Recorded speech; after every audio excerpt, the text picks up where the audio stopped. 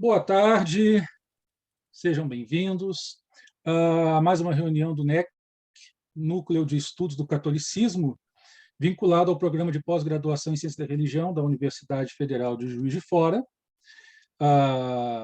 Nosso grupo de estudos da religião, grupo composto por pessoas que fazem doutorado e mestrado na nossa pós-graduação, com a temática do catolicismo, temáticas referentes, direta ou indiretamente, ao catolicismo. O nosso grupo ele atua já há uns 4 anos, mais ou menos. Antes da pandemia, era um grupo presencial e depois se tornou um grupo virtual por causa da pandemia, o que também nos trouxe alguns benefícios, né? Um deles já estamos colhendo hoje, que é o professor Ricardo, mas também tem outros benefícios que também até pessoas do exterior, de Portugal, de outros lugares, puderam estar conosco aqui, gravando algumas aulas, gravando algumas intervenções sobre temas diversos do catolicismo. Nosso núcleo de estudos já organizou 2 simpósios virtuais, um em 2020 sobre os rumos do catolicismo atual, um simpósio internacional, e o segundo simpósio internacional no ano passado, ou não, nesse ano, no começo desse ano, sobre o Concílio Vaticano II. Bem, nós, no nosso grupo de estudos, navegamos por vários temas do catolicismo, e hoje nós temos a felicidade de ter conosco o professor Ricardo da Costa. Eu acho que é dispensável uma apresentação maior, porque até se eu tivesse que apresentar tudo do professor Ricardo da Costa, eu acho que não ia ter a palestra dele aqui, que a gente ia ficar muito tempo. Mas, assim, muito resumidamente, bastante resumidamente, pelo menos o essencial, o professor Ricardo da Costa, ele é professor titular da Universidade Federal do Espírito Santo, onde leciona História da Arte, e ele tem o mestrado e o doutorado pela Universidade Federal Fluminense. Aliás, a pós-graduação na Universidade Federal Fluminense é uma das de excelência no Brasil, nota 7. Né? Enfim, então, ele fez toda a formação pós-graduada dele na UF e também no exterior, na Espanha, em outros lugares, outros cursos de especialização, enfim. E é um palestrante internacional em termos de história da arte, com trabalhos publicados fora do país, e além disso, é um profundo conhecedor da arte medieval, mas não só, né? A arte de uma forma geral. E para falar sobre arte cristã, e aí como o nosso grupo é um grupo de estudo sobre catolicismo, né? Uhum. E, bom, a Idade Média, o cristianismo era o catolicismo. Enfim, talvez a partir do século XII também tem a Igreja Ortodoxa no Oriente, enfim, mas que também é muito próxima ao catolicismo, de qualquer forma. Nós temos, então, o professor Ricardo da Costa. Hoje, aliás, também tem que citar que ele tem um site onde tem várias das suas palestras, dos seus textos no seu site, né, que é muito interessante visitar. Então, bom, bem rapidamente é isso. E eu acho que eu não me apresentei. Meu nome é Rodrigo Portela, eu sou coordenador do grupo e professor no Departamento de Ciência da Religião da Universidade Federal de Juiz de Fora. Temos aqui alguns alunos que também estão participando dessa palestra, e essa palestra agora também estará no YouTube. Muito bem, professor Ricardo, sem mais delongas, a palavra está contigo. Muito obrigado, professor Rodrigo, pelo convite. Eu já conhecia de nome o grupo e sou um interessado, era um interessado, né? Um oferecido à Universidade Federal de Juiz de Fora. Infelizmente, não consegui essa remoção, mas estamos sempre em contato. O convite que vocês me fizeram, eu pedi para vocês escolherem o assunto, né, o tema, lá nos meus trabalhos disponíveis no site ricardocosta.com. E foi esse, para minha surpresa, erotismo estético medieval, as Virgens Nécias e Prudentes em Saint-Quirze de Pedré, século XII, e nas catedrais de Freiburg, cerca de 1300, e de Estrasburgo, 1280 a 1300. Originalmente, esse trabalho foi um convite para ser apresentado em uma sessão especial chamada Deleites Proibidos, ali está em catalão, logo abaixo do título, Deleites Proibidos dos tempos clássicos até a cultura contemporânea, ou seja, um congresso internacional com uma temática bem ampla e de natureza erótica, né? E o nome do congresso era Desejo, Tentação e Censura, a sessão, né? Coordenada pela professora doutora Rosália Sazor e o professor doutor Vicente Martínez, aí sim, no terceiro simpósio internacional online, Deleites Proibidos, Sexo, Erotismo, Beleza, Estética, Prazer, Direito, Pecado e Proibição. Uma temática muito ampla. Posteriormente, eu voltei a apresentar o trabalho aqui mesmo, em Juiz de Fora, no Instituto Histórico e Geográfico, e hoje com vocês. E a cada apresentação desses trabalhos, eu sempre, na hora de fazer uma releitura, né, faço uma atualização bibliográfica, e em alguns casos, como foi esse aqui desse texto, alguns acréscimos, especialmente em notas de rodapé explicativas, porque o tema da história da arte, os temas artísticos, eles tocam, eles margeiam diversos âmbitos das humanidades, desde a arqueologia, que é onde a história da arte fica mais próxima, arqueologia e museologia, além, é claro, da história, mas, no nosso caso específico, da teologia, dos estudos bíblicos, né? E também da filosofia e literatura. Então, as artes, elas propiciam, assim, uma visão, de fato, multidisciplinar. Claro, eu gostaria de pedir para vocês, sempre que possível, que vocês me interrompam, sempre que acharem alguma coisa interessante que deva ser destacada, tá? Só uma questão, professor Ricardo. O nosso costume, geralmente, é após a apresentação, a gente tem um tempo para perguntas, comentários, enfim. Hum. Mas, enfim, também, se você dá essa liberdade, também fica aí Por essa favor, liberdade. por Tá favor. bom? Ok. O costume de vocês segue mais ou menos aquele ritual clássico europeu da aula magna, né? O professor apresenta o conteúdo todo, se bem que no estilo aula magna, lá na Europa, eles são mais impolutos, porque eles apresentam o conteúdo, fecham o trabalho e vão embora sem direito a perguntas, o que é muito curioso. É muito curioso. Mas eu gostaria de fazer exatamente o contrário. Sempre que vocês achassem alguma coisa interessante, que merecesse um comentário, uma pergunta ou um destaque, Ok. me interrompam, por favor. Ok. Então, o objetivo do trabalho foi, como está no título, analisar 3 expressões artísticas desse tema teológico, das Virgens Nécias e Prudentes. Eu escolhi um românico.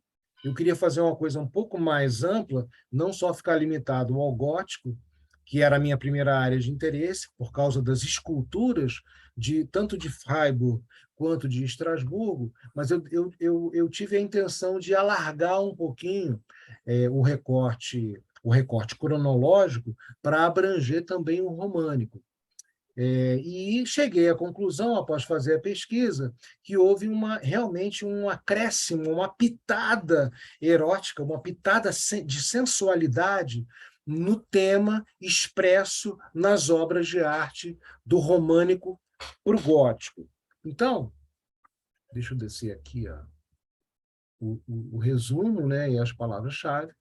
Eu coloquei aqui, fiz uma montagem com uma fotografia de uma das partes, né, de um dos lados da igrejinha de San Quirze, e do lado coloquei ali a planta e aonde se localiza o afresco com as Virgens Nécias e Prudentes na abside sul. As absides são esses nichos, essas meia-luas que decoram as partes externas que compõem a arquitetura românica, e como se fossem assim pequenas capelas próximas do altar principal. E aqui à esquerda a entrada. Tá? Então, muito rapidamente, ó, esses afrescos dessa igrejinha são os afrescos mais antigos da Catalunha, da região do Nordeste da Espanha. O afresco, como vocês sabem, eram pinturas feitas na parede enquanto a massa estivesse fresca, de modo que era necessário muita precisão por parte do pintor, uma mão muito firme, muito ágil e muito rápida, e ele tinha normalmente um ajudante que ficava com uma espécie de vassoura com pano, né, molhando e borrifando a parede de modo que mantivesse a umidade da parede mesmo e não alterasse a tonalidade da tinta, tanto do início até o fim da parede. Era um processo muito complicado, que exigia uma técnica muito refinada. Quais eram as características do românico, ou melhor, das influências de Bizâncio provenientes da Itália que influenciaram o românico catalão? Um desenho muito delineado, com um desenho muito delineado são linhas assim muito grossas que fazem toda a circunferência da figura, tá? Todas as linhas da figura. Uma policromia intensa, isto é, um colorido muito vibrante, que era muito típico da arte medieval. Aliás, as sociedades tradicionais tinham essa característica, né? Cores muito vivas, tanto nas roupas, nas vestes, quanto nas suas decorações policromadas. E, em terceiro lugar, o românico tinha uma tendência muito grande à abstração, diferentemente do gótico, que tem um estilo muito mais realista, muito mais afeito à natureza, às coisas da natureza. Né? O românico não. O românico tem uma tendência, como vocês vão poder ver, à abstração pela distorção das suas linhas. Tá? Eu vou pular aqui também as notas, gente, mas aqui no site vocês podem, quando quiserem, clicar no númerozinho, ó, por exemplo, número 3. Essas informações eu retirei aqui desse artigo, o Românico Pleno, da professora Isabel Ruiz de la Peña González, que está no livro História del Arte Medieval, da Universidade de Valência, organizado pelo professor Juan Vicente Marcília Garcia. Tá? Aliás, para quem está fazendo pós-graduação, né, muito interessante destacar que é necessário, para um trabalho de razoável qualidade, vocês indicarem sempre, em nota de rodapé, aonde leram aquelas passagens que vocês escreveram, né, aquelas informações que vocês escreveram, indicando sempre para o leitor as fontes, né, a bibliografia e também as fontes primárias, para que ele veja o caminho das pedras percorrido pelo pesquisador. Tá? Então, no arco triunfal dessa mandorla, aí eu coloquei aqui a explicação da mandorla, tem esse termo técnico, também é muito importante destacar. Todos os termos técnicos precisam de explicações em nota, os personagens citados, eu aprendi isso, o professor Rodrigo, na Alemanha.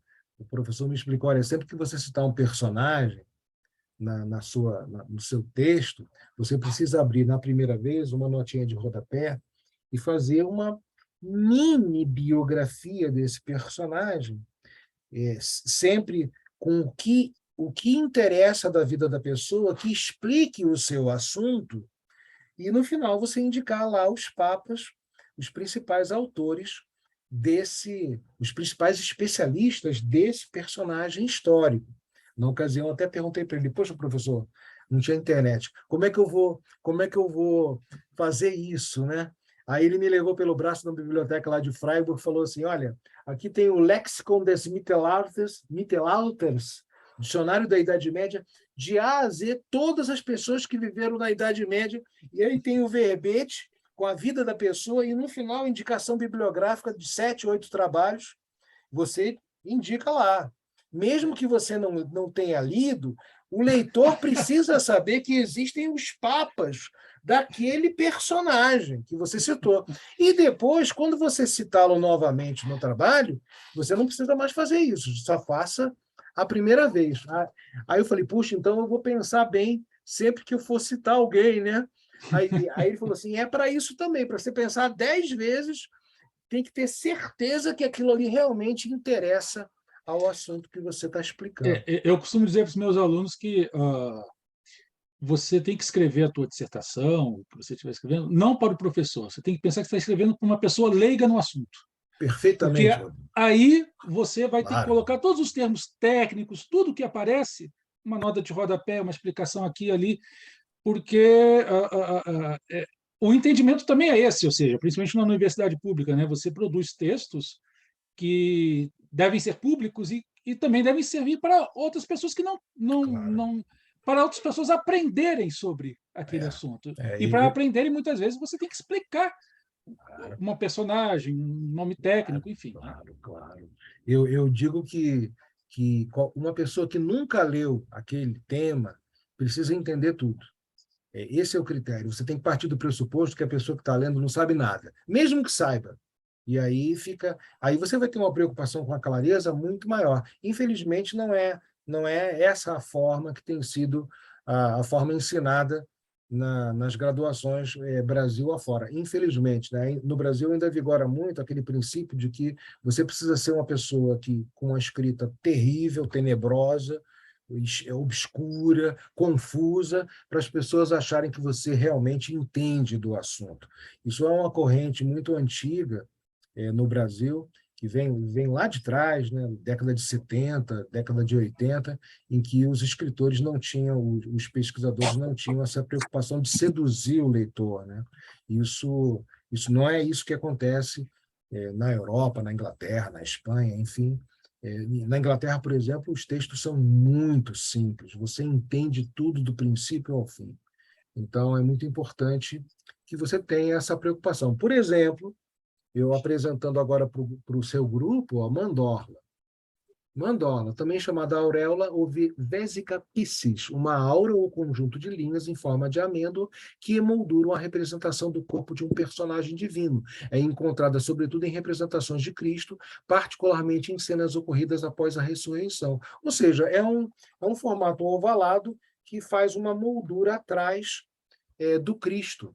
Chama-se mandorla, do italiano amêndoa. Então, tem lá o dicionário específico, você já sabe o que é uma mandorla. Para quem não sabe, para quem sabe, deixa a nota para lá. Então, nessa mandorla bastante desgastada, tem uma imagem da Virgem com o Menino, que é um tema clássico da arte medieval, um tema que vai ter repercussões no Renascimento e depois também no período barroco, etc. E vamos falar dela. Mas antes, eu não vou ler o grupo de catolicismo, né, de núcleo de estudos, e é uma passagem de Mateus 25, 13, que narra essa história, é uma alegoria, é um texto de interpretação apocalíptica, né? O reino dos céus será semelhante a 10 virgens. E aí ele explica no texto a necessidade dessa prudência e de nós nos prepararmos porque o final dos tempos está próximo. Depois sugiro que leiam com calma e meditem a respeito. Aqui é a mandorla, ó, na imagem 2. Outra coisa muito importante, Rodrigo, para os pesquisadores, e fica como sugestão minha, tá?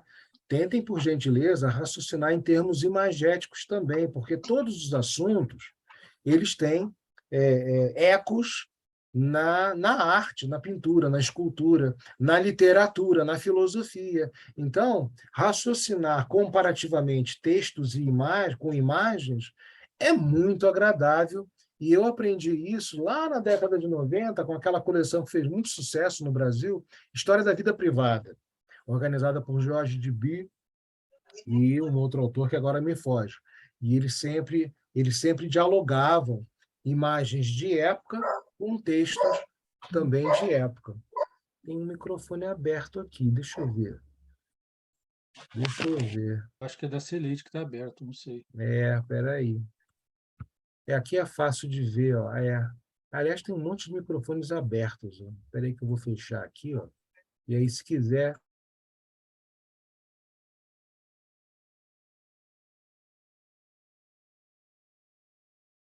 Eu fechei eu mesmo. Voltamos. Bom, a mandorla aqui em cima, eu estou mexendo o mouse, ó. Aliás, essa aqui não é nem muito ovalada, é quase circular, porque ela segue toda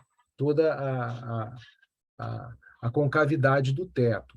E do lado esquerdo, as virgens prudentes, e do lado direito, as virgens nécias, tá? Professor, Opa! é cúpula? É uma cúpula, espécie de É, cúpula? a mandorla não, a mandorla é o formato que circunda a imagem, ou a virgem, ou a virgem e o menino, ou o Cristo e tal. Mas é uma capela lateral, né? Não era... Sim, aqui, essa fotografia, ela é essa partezinha aqui da número 7, ó, da seta. Ó. Essa concavidade, essa abside é número 7. Não, não é número 3, é número 7. Tá? Então, o chamado mestre de pedreiro, porque nós não sabemos o nome desse pintor, ele floresceu no século XII, aliás, esse FL aqui significa floresceu, isto é, ele tem o registro da sua atividade laboral nesse século, tá? FL, floresceu. Ele dividiu o espaço entre as virgens nécias e as prudentes, tá? Na esquerda, as prudentes, serenas, estão sentadas à mesa. Aqui é a reconstituição.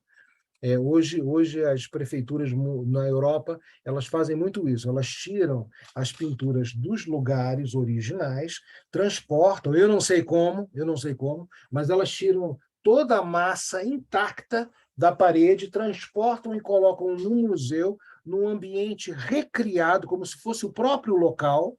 E no local original eles fazem uma cópia. E aqui no caso fizeram uma reconstituição restaurada, aqui à direita.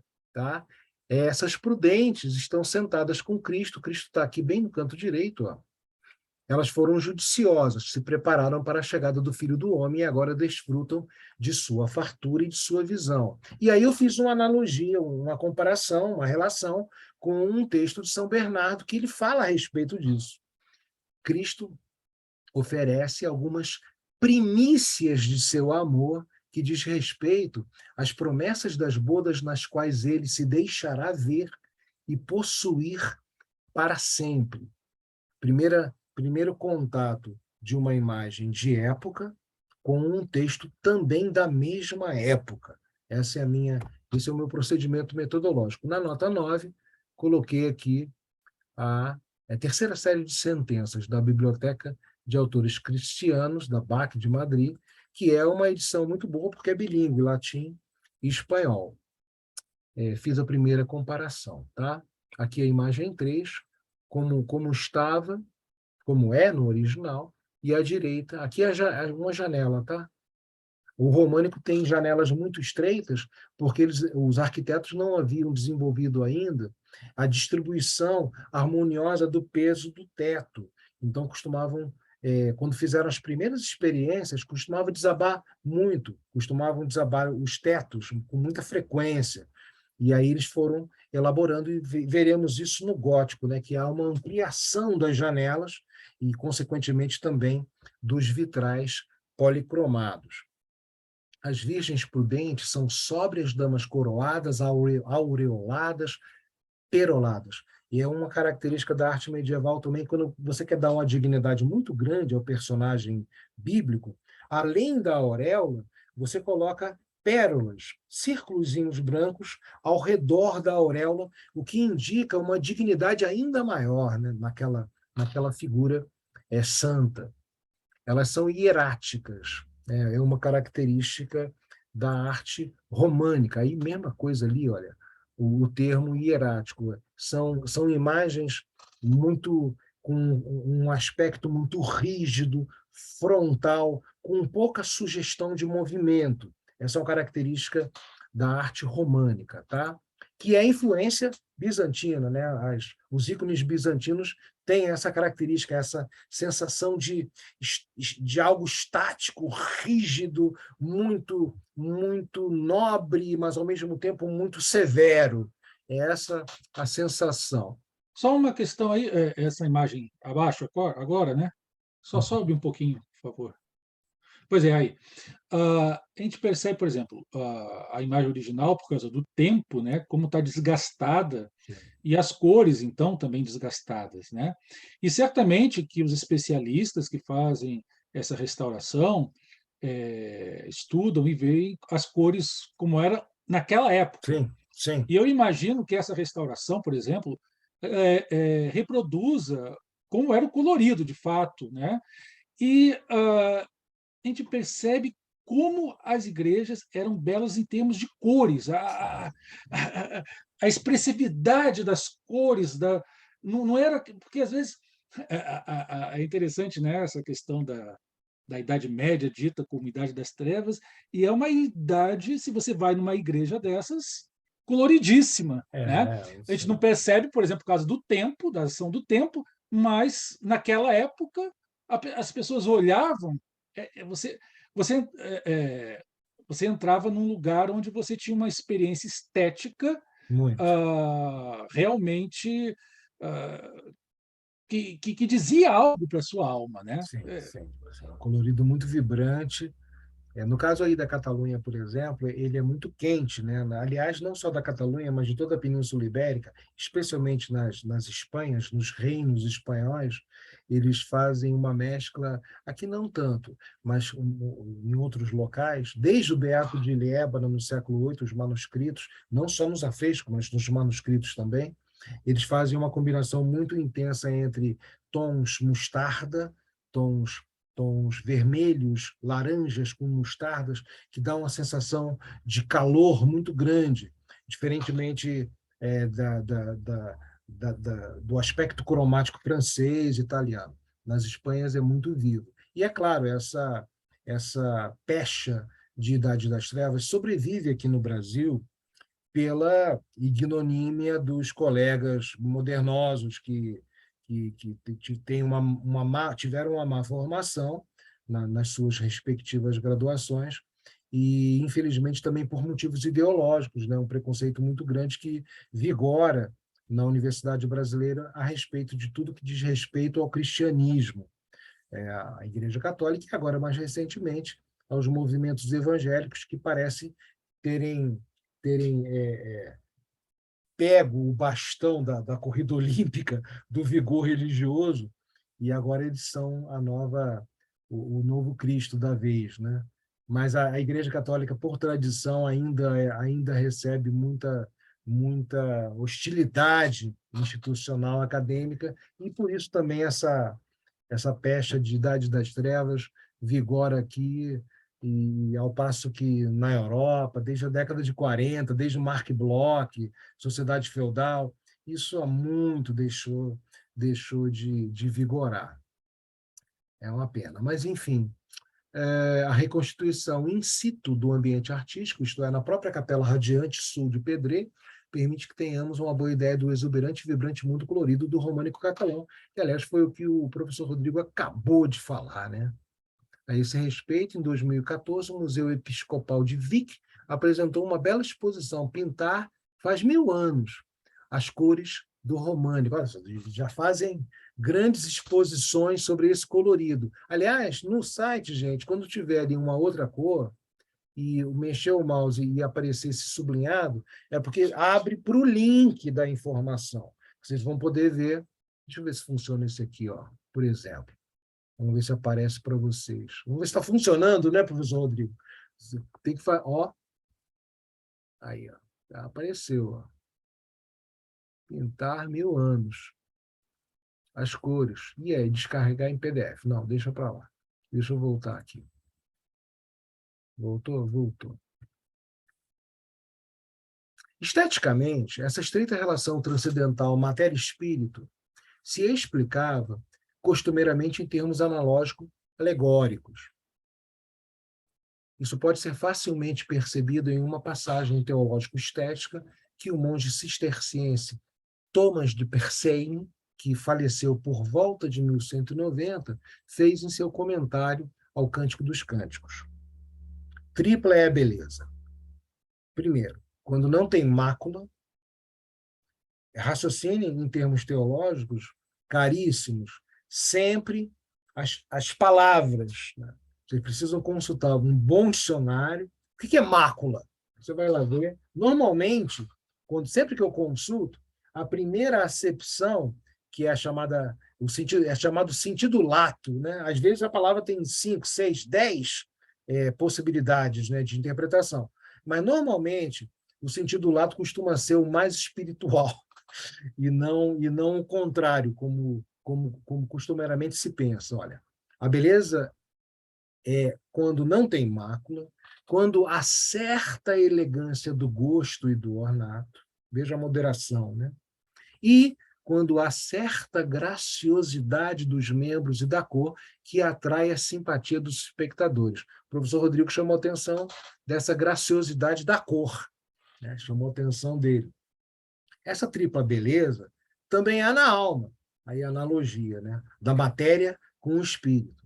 Primeiro, pela abolição do pecado. Segundo, pela conversação religiosa, conversar temas religiosos, né? E terceiro, pela oculta inspiração da graça que é desconhecida para nós. Esse textinho está nesse livro sensacional da Jéssica Jacques-Py, que é uma coletânea de fontes primárias. Tradução latim e espanhol. Centenas de fontes primárias com o tema a estética do românico e do gótico. Tá? Jéssica Jacques-Py. Agora, a imagem restaurada dessa igreja, dessa abside sua. E aí o professor Rodrigo pode ver como é que é quente, né? Você chega e fica tomado de... É como se os pintores quisessem que o espírito ficasse abrasado, né? Né? Estupefato. Muito bonito. Aqui a mandorla, que eu me referi, essa mandorla, por exemplo, aqui tem várias camadas, né? Vermelho, laranja e outras duas séries com motivos geométricos que remetem à Grécia Antiga.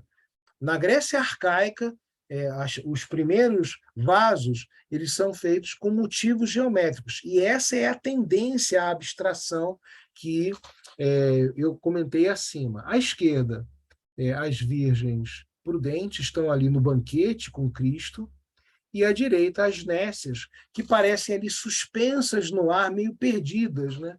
e com as suas vasilhas, as suas ânforas no chão. Ricardo, eu só queria chamar a atenção para essa virgem aí, né? O rosto dela, que lembra um rosto mediterrâneo entre África e, enfim, da Palestina mesmo. É um rosto que lembra um rosto mediterrâneo ali daquela região justamente onde era a Palestina. Sim, É interessante isso. sim. E, bom, também ali está próximo ao Mediterrâneo, essas pinturas, enfim. E também queria lembrar essa questão do sem mácula, né? Porque sem mácula na pintura, sem pecado na alma. E que Maria, um dos títulos mais recorrentes dela na Idade Média, é toda pulcra, toda bela, né? Ou seja, Maria é toda bela, então ela é bela nesse duplo aspecto, né? Sim. Enfim. Mas deixa eu comentar enquanto eu estou procurando aqui a mácula. Olha, gente, eu acho a minha vida é consultar dicionários e fazer essas... mácula, do latim mácula, por via erudita. Nódula, mancha. Número 2. Cadê o número 2? Não, número 3. Achei o 3 aqui, estigma, marca, né? 4. Mancha escura. Alteração da coloração da pele. Não é a primeira, nódoa. É uma mancha, algo ignominioso, né? Algo que revela uma imperfeição. E aqui no texto, como disse o professor Rodrigo, a tripla é a beleza quando não tem mácula. Uma beleza pura. Ele está pensando em termos ideais, né? No caso aqui, Ricardo, em termos é, platônicos. aham. Já que você falou que podia interromper, Por favor. enfim, então, eu olhando assim as figuras das virgens ali, não é exatamente a mesma coisa, mas, por exemplo, quando eu vejo essas ânforas ali embaixo, né, tem umas Uhum. ânforas ali embaixo no pé dos pés Aham. delas. Eu me veio à mente as pinturas que de alguma forma tentam retratar esses modelos românicos, principalmente, mas também no góticos nem tanto, eu acho, do Cláudio Pastro. Eu queria perguntar para você se o que você acha dessa tentativa? Ele já morreu, Cláudio Pastro, mas o que você acha dessa tentativa dele nas pinturas de retomar esses temas medievais, principalmente ligados aos monastérios, enfim, Eu perdi o nome da pessoa. Cláudio Pastro, não sei se você conhece. Não, não conheço. Então vale a pena conhecer Cláudio Pastro. Cláudio Pastro foi alguém que ele morreu uns 4 anos atrás. Ele pintou também grande parte agora da Basílica de Aparecida, né? Lá por dentro, coisa e tal. E esse tema mediterrâneo, com palmeiras, Entendi. ânforas, e essas figuras mais ou menos dentro dessa perspectiva que está aí. Depois eu Pastro. posso te... Pastro, Tá. não é o Cláudio Castro, é um Já Pastro. achei aqui na internet.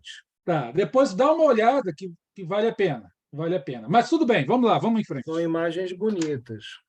São imagens bonitas, mas elas têm mais relação, assim, num primeiro momento, com a arte bizantina. Tá? Exato. Se você for aí em Juiz de Fora, no Mosteiro Beneditino, ali que tem nas paineiras, ali tem um Mosteiro Beneditino, de Beneditinas, né?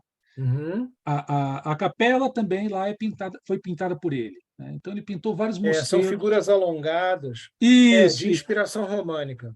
É de isso, exato. inspiração românica. Né, nessa passagem bizantino e românico, né, que estão de alguma forma próximos, eu acho, Sim, né? Não sei. sim, sim. Tá, Não, são mas bonitas, vamos são lá. suaves. São Isso. suaves. Então, por que te remete aqui ao Mediterrâneo, essa figura da Virgem? Porque na Idade Média, o Mare Nostrum romano, ele se metamorfoseia com o catolicismo, que unifica da Palestina até os muçulmanos tomarem, evidentemente, mas da Palestina até a Espanha, inclusive na alimentação. Pão e vinho, tomate, a mesma comida o que você petisca em Barcelona, mutatis mutandis, é a mesma também de Veneza, muito parecida, com o sul da França, e a Grécia, sul da Grécia, e também a parte mais oriental. Primeiro Roma, depois o cristianismo, o catolicismo, imprimiu um selo cultural, mesmo que às vezes imperceptível, muito uniforme no modo de se expressar do mundo mediterrâneo, que, aliás, é muito diferente dos Alpes para cima, né? São culturas, de um modo geral, bastante distintas, e por isso esse calor aqui do rosto da Virgem, mas essa Virgem ainda tem a impessoalidade românica.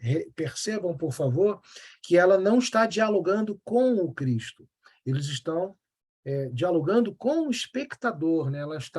Ela está com o Cristo no colo, ela está em majestade, sentada, circulada pela mandorla, mas ela apenas ampara o Cristo, ao passo que na arte gótica ela vai os artistas com o gótico, eles vão, entre aspas, humanizar a divindade. Eles vão estabelecer diálogos, a ponto de, já no século XIV e XV, o Cristo, nessa mesma cena, ele sentado no colo, mais especificamente na perna esquerda, ele fazer carinho no rosto da Virgem, que é um processo de amorosidade, digamos assim, muito marcante do românico Puro gótico. E a Virgem sorri, né? Sorri. Não, eu tenho uma aula, que, aliás, os alunos não gostam, não.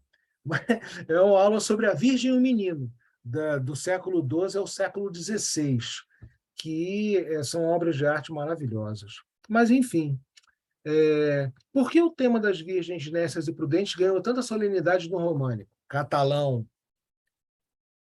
por fazer parte de um dos inúmeros grupos de ciclos ilustrados do Apocalipse, tema grave, severo, que foi uma das grandes fontes de inspiração da Idade Média. Está aqui, ó, no manual, gente, olha, da Alessandra Conte, os programas figurativos da Igreja Cristã na Europa, mosaicos, pinturas, esculturas, vitrais, pavimentos e livros.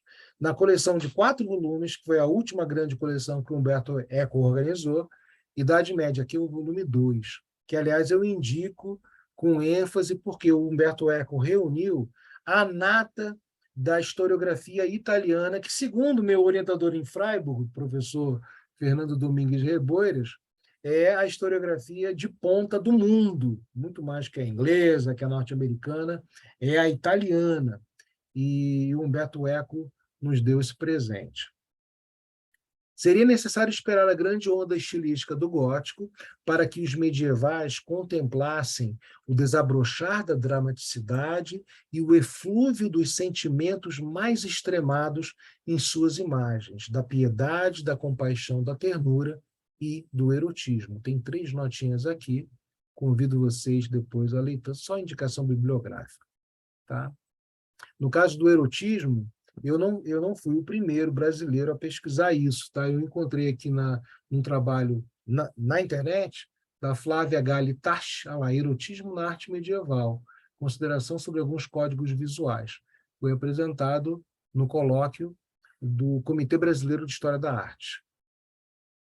Vejam que um tema de história medieval, de arte medieval, num colóquio brasileiro. Bom, aqui o românico.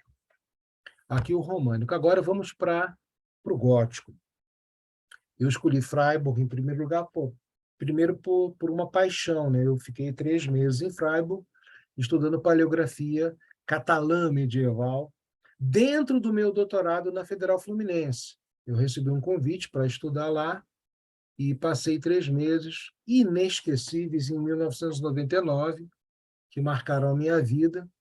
E quando retornei em 2000, eu já tomei posse na Federal do Espírito Santo.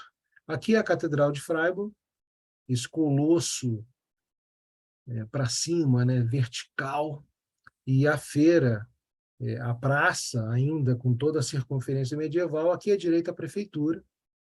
Essa é uma catedral gótica que foi construída em 3 fases. 1200, sob o reinado do Duque Conrado I de Zähringen, o transepto. O transepto nas igrejas medievais, a igreja está aqui, ó, a nave da entrada para o altar. O transepto é o formato, é a linha que faz o formato da cruz. Então, na Idade Média, costumavam fazer altares e entradas, não só aqui na entrada principal, mas dos 2 lados do transepto. O transepto é românico tardio, depois a torre, com 16 sinos, concluída em 1330, e o presbitério gótico francês, o estilo, foi a 3ª fase. E eu escolhi também porque a prefeitura reconstituiu as cores originais das esculturas ali da entrada do vestíbulo. Diferentemente de outras catedrais góticas, a de Freiburg abriga um vestíbulo em portão de entrada. Aqui, ó, está em preto aqui, ó. Quando você passa por esse portão, você não dá direto na igreja, você ainda tem uma antessala, eles chamam de vestíbulo, que aí sim, lá dentro tem outra porta para você entrar na igreja. Então, concluído em 1300, trata-se de um ambiente decorado em suas paredes com delicadas esculturas policromadas de ambos os lados. Vou mostrar aqui só na imagem 7. Aqui é a parte de dentro do vestíbulo. Tá?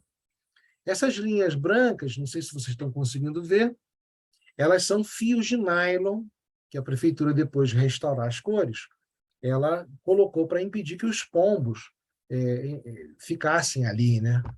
Fizessem as suas necessidades. Então, olha só, vamos ver o programa iconográfico. Na direita, aqui, ó, do espectador, ó, essas esculturas. Aliás, são grandes, tá? Vocês precisam imaginar uma pessoa de 1,80 m, aqui na porta principal, ela chega até aqui a essa altura dessa plaquinha branca. Tá? Então, são esculturas grandes, esculturas de tamanho natural. De fora para dentro, a ordem. Santa Catarina de Alexandria, com sua roda, Santa Margarida, as 7 artes liberais, o programa pedagógico das escolas monásticas e catedralícias, que deram origem posteriormente às universidades, gramática, dialética e retórica, ou seja, aprender a ler corretamente, a escrever, depois aprender a argumentar com princípio, meio e fim, em ordem, de maneira lógica e razoável, e terceiro, a retórica, para fazer essas duas com elegância, com classe, escolhendo as palavras mais bem adequadas para aquele discurso, para aquele conteúdo. Gramática, dialética e retórica. Passado esse trivium, eram as chamadas artes sermocionais, que preparavam os pregadores, as matemáticas. Aritmética, para aprender a fazer contas básicas. Geometria, porque desde a escola platônica, quem não amasse a geometria não podia estudar filosofia. Discorre a lenda que estava escrito isso na entrada, no portão de entrada da escola de Platão. Né? Uma coisa absolutamente inusitada para quem raciocina hoje em termos filosóficos contemporâneos. Né? Hoje, quem estuda filosofia foge da geometria, foge das matemáticas, odeia números. Né? Aliás, Rodrigo, eu sempre fico muito confuso quando eu leio os textos platônicos. Eu estou agora lendo, né?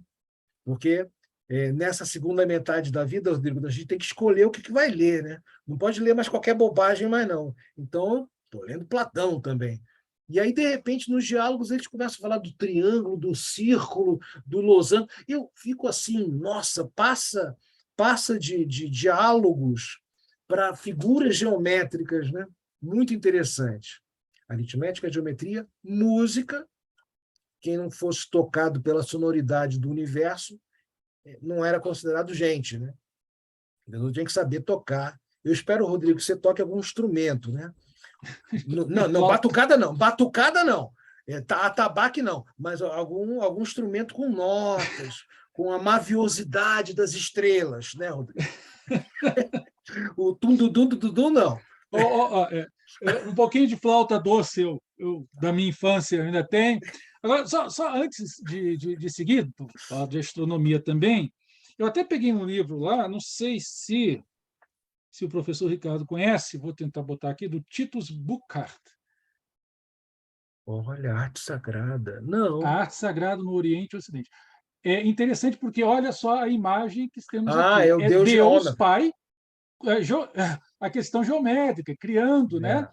Então, tem muitas imagens nesse livro e fala da arte sagrada. O Titus Burckhardt era um discípulo do René Guénon, enfim, fazia parte dessa turma mais perennialista. Né? Então, esotérica. Isso, a abordagem aqui é essa. Falemos as palavras precisas, professor Rodrigo. Tem gente que não gosta. Eu leio de tudo, mas eu acho interessante. Tem que ler de tudo, tem que ler. Me passa depois a referência. Beleza. O Deus geômetra é um topos artístico medieval baseado numa passagem bíblica que fala que ele fez tudo com peso, número e medida. Então, por isso, eles imaginavam Deus com um compasso fazendo a estrutura do universo, que é uma ideia muito bonita, né? Ou seja, é uma ideia católica, uma cristianização do tema platônico, né? É a música e a astronomia. Eu coloquei aqui notas, primeiro com as santas, a historinha das santas, como eu disse, como eu aprendi. citou um personagem, você precisa colocar uma pequena biografiazinha, de preferência com fonte primária, para relacionar de modo mais coeso, mas, é claro, também com indicação bibliográfica. Santa Catarina, a Legenda Áurea, que é uma obra de santo, uma vida de santos, né, que fez muito sucesso a partir do século XIV. Santa Margarida, também a Legenda Áurea. As 7 artes liberais, indicação bibliográfica, e as 5 virgens nessas estão aqui desse lado direito. Ó, desse lado direito. Aí, completando as 4 longas arquivoltas do portão, que são essas linhas aqui, ó, que fazem essas pontas. Em cada arquivolta tem uma escultura. Olha, 1, 2, 3, 4. Ó. A sinagoga, esse foi um tema que me deu um certo trabalho pesquisar, que eu não conhecia, né? A sinagoga de olhos fechados. O motivo disso, a personificação da visitação, Maria e o arcanjo Gabriel. E aí, à esquerda, agora, mas seguindo a linha de dentro para fora, aqui, os 3 reis magos e a eclésia, isto é, a igreja. Então, a igreja está de um azul muito vivo, contrastando na arquivolta do outro lado com a sinagoga. E aí vem Cristo aqui de vermelho, o que eu achei curiosíssimo, pintar um Cristo com um vermelhão desse, uma camisa, um vermelho tão vibrante, né? Nunca me passaria pela cabeça. Achei muito interessante. Depois, ele está ali como esposo das Virgens Prudentes, as 5 Virgens Prudentes, aí vem Madalena, Abraão, João Batista com o Cordeiro, Isabel, a mãe de João Batista, prima de Maria, esposa. Eu coloquei porque eu esqueço, né? O Rodrigo, eu esqueço. Então, assim, aquele trauma de mestrando e doutorando, né? Se alguém faz aquela pergunta na hora da banca e você não lembra, te dá aquele branco, não, está na notinha lá. Ó. Por isso, é outra importância de colocar a nota. Zacarias, um anjo, a volúpia. Isso aí é uma coisa totalmente... Não está na Bíblia. Foi uma invenção dos artistas medievais. E, por fim, o tentador, príncipe do mundo. Aqui, ó. Aqui um anjo, a volúpia. A volúpia é uma ninfeta, né? A gente acha que foi inventada lá por aquele escritor lá da década de 60. Agora esqueci o livro, que é uma menina que seduz o professor. Mas antes desse livro tem aquele filme com a Marlene Dietrich, que ela também seduz um professor velhinho, e ele passa uma vergonha danada. Marlene Dietrich, gordinha, bonita, antes de ir para Hollywood. Esqueci agora o nome do livro e do filme, mas aqui a volúpia é uma ninfeta vestida com a pele de bode, nua, e aqui o tentador, que é o demônio, né, o diabo. Ele está vestido com a roupa, uma moda da época, e ele sempre oferece alguma coisa, né? Porque dizem, Rodrigo, hoje nós não temos os invasores, esses hackers, né? Hoje nós não temos, mas dizem que o demônio é sedutor, ele não invade, ele bate assim, né? Bate na porta e fala... É interessante, né? Porque eu não sei, quer dizer, o especialista em arte é você, mas assim, pelo que eu estou percebendo aqui, né? Não tem asas, mas o tentador aqui ele não difere tanto do anjo. Porque a escritura também diz que o tentador se reveste em anjo de luz. Sim, Eu ia sim. falar isso. Ele se reveste em anjo de luz. O rosto dele é muito angelical, Rodrigo. Vai lá. Exatamente. Então, é isso, Rosileia.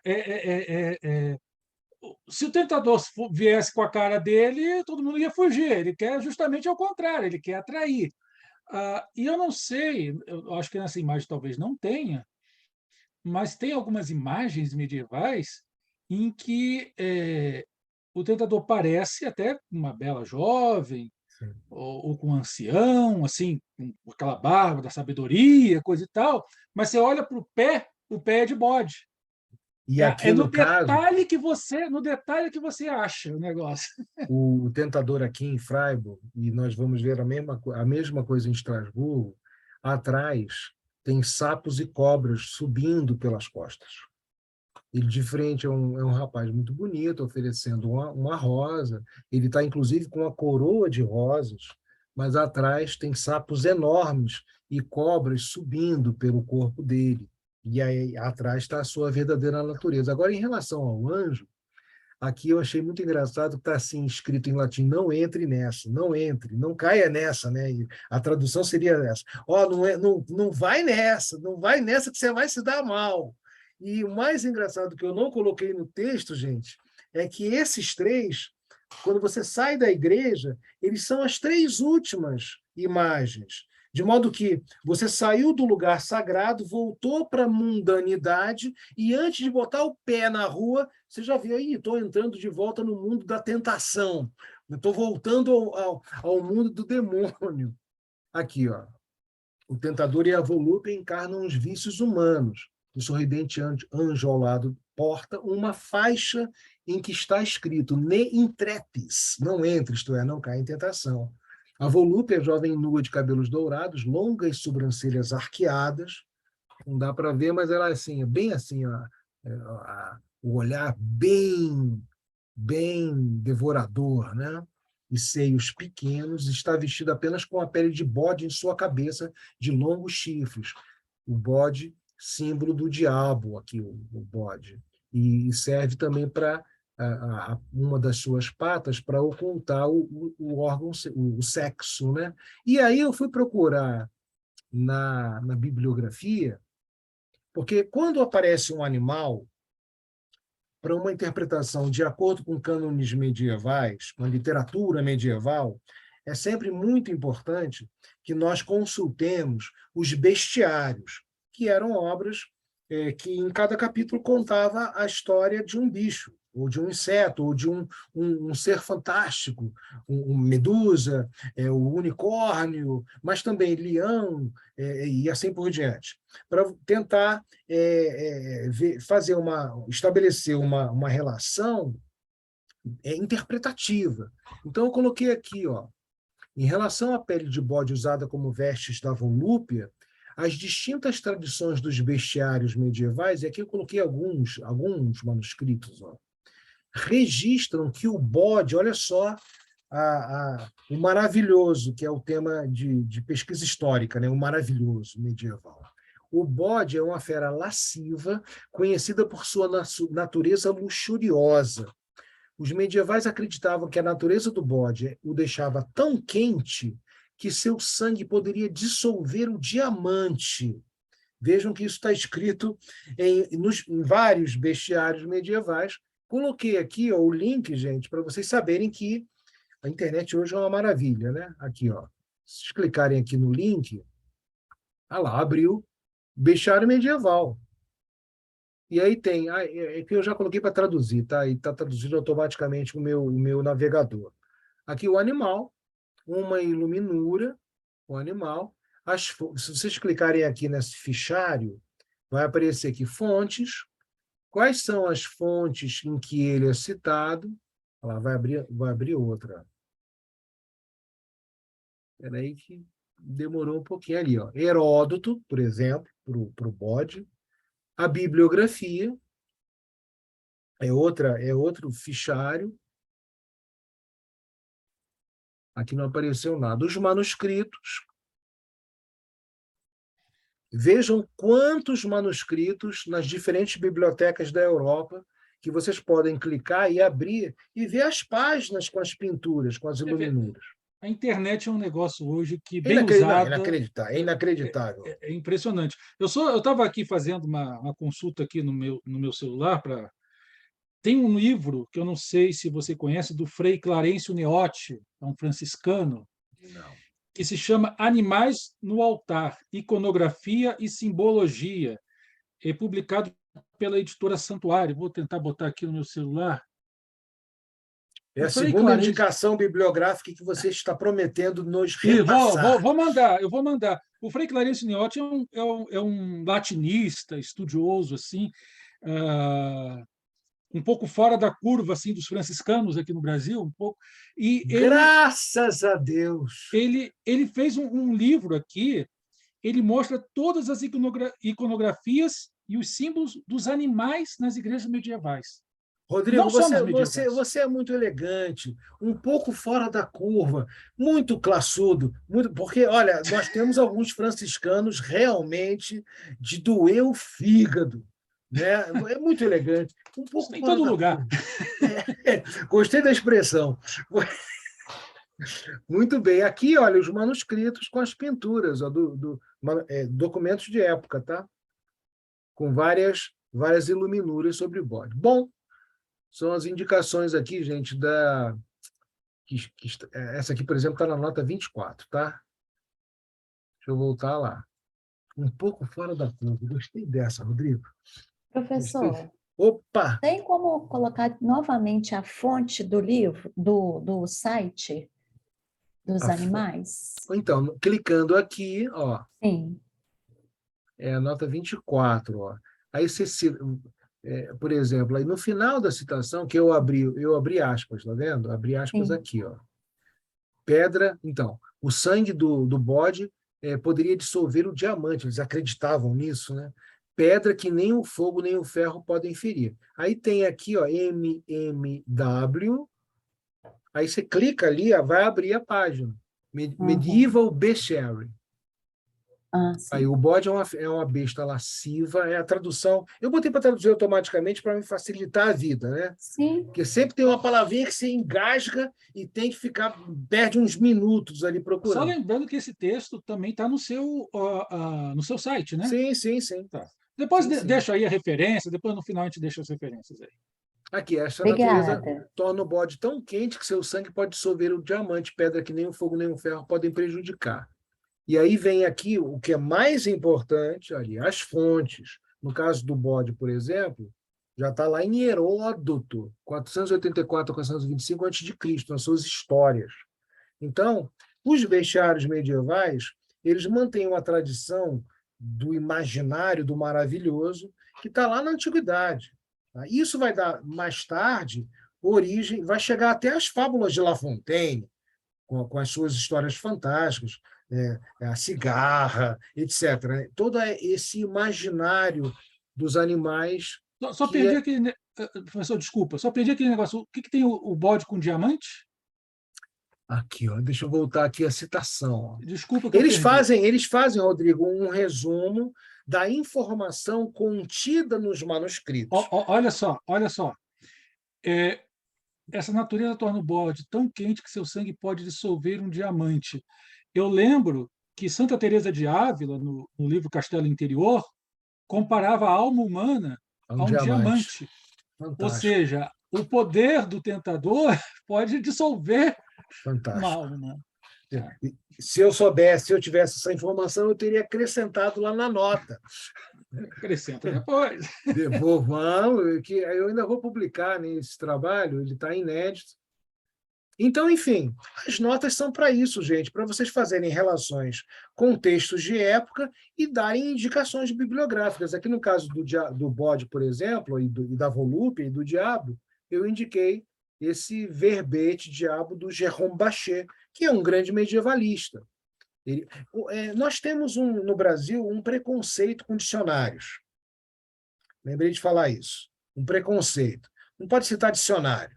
Né? Na Europa, é o suprassumo, o coroamento da carreira, quando o professor Rodrigo é convidado para escrever um verbete em um dicionário. E ele assina o verbete, porque ele é o especialista lá, sei lá, na volúpia, um exemplo. Então, ele é convidado e assina. É que aqui no Brasil a coisa está bastante distorcida, tá? Mas os dicionários são muito importantes. Dicionários relacionados diretamente aos temas pesquisados. Dicionário de antropologia, dicionário de ciências sociais, dicionário de pensamento marxista, dicionário da Idade Média, dicionário do pensamento freudiano. Você tem que ter esses manuais para poder fazer as correlações que já foram investigadas, que já foram mapeadas. Isso já foi feito. E esses bons dicionários dão indicações bibliográficas muito significativas, como foi o caso lá do meu orientador na Alemanha, que indicou lá o Lexikon des Mittelalters, o dicionário da Idade Média, de A a Z. Bom, falei muito aqui dessas figuras. Aqui à direita está o profeta Zacarias. E aí eu fiz outra relação com documentos, porque eu lembrei, quando li sobre esse tentador, essa coisa dúbia, na frente está com um sorriso simpático, bonito, oferecendo uma flor, elegante, com o corte, com a túnica na moda. Aliás, a história da moda começa no século XIII. Para quem estuda a história da moda, os grandes livros de história da moda, eles indicam que a moda gótica, a preocupação com a representação das ordens sociais, e aí o padre, o bispo, o camponês nas suas festas, o cavaleiro, etc., todos eles têm um traje, o professor universitário com a sua toga, todos eles são reconhecidos pelos seus trajes.